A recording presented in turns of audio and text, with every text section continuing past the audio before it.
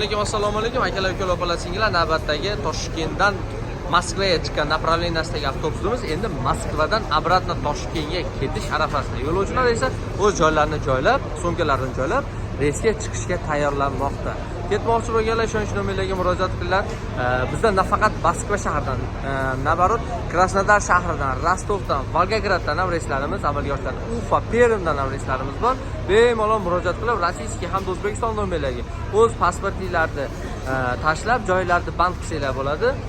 Bez dokumentlar, registratsiya stroyi tugaganlar ishonchli nomerlarga murojaat qilinglar. Iloji boricha qo'ldan kelgancha dokumentlarni yurishga harakat qilinglar.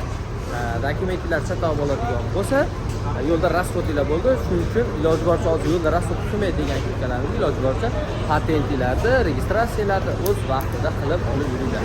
Hammaga rahmat. Kanalimizga obuna bo'linglar, like tugmachasini bosib qo'ying.